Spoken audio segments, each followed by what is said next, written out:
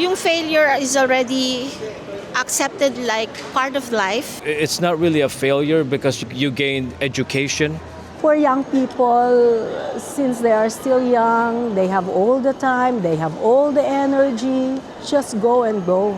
Nato lang, may mga bagay akong gustong subukan pero parang hindi pa talaga ganong kalakas yung loob ko para harapin yon. Ang hirap i-pursue yung goal mo na yon kasi parang nag-overthink ka. Parang lahat tayo natatakot mag-fail, 'di ba? Natatakot tayo magkamali.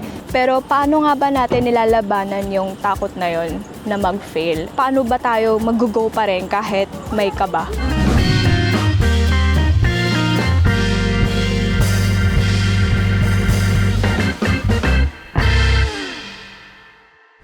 Alalahanin mo lang kung bakit gusto mong ma-reach yung goal mo, bakit ka nag-start nga ba sa goal na yon. Kahit madapa ka ng paulit-ulit, kaya mo pa rin. Makakaya at makakaya mo po siya. Hindi naman maiiwasan na mag-fail ka sa buhay. So, as long as you learn from it, kahit walang naniniwala sa'yo, as long as alam mo sa sarili mo na kaya mong bumangon from that failure.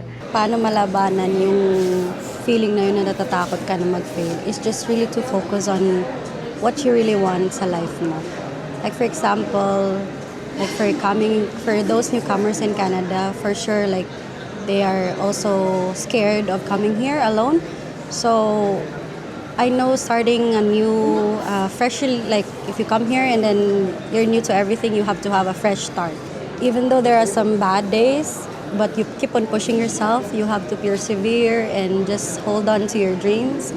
I think that's the best solution so that you will not have to fail or like thinking that you will be failing. Let me just share yung Proverbs 3, 5, and 6.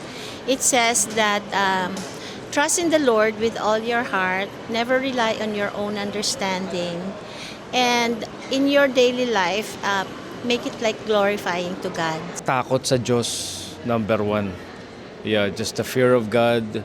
Kasi apart from Him, you can do nothing. Kumbaga, so kami ng pamilya ko, we are very into our faith in God. Yun lang talaga ang nakakatulong sa amin to overcome all our problems, family problems, financial problems. First and foremost, of course, you have to have faith in God.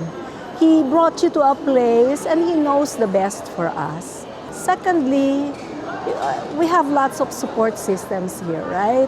Our relatives, our loved ones, our friends. Just go on and fight.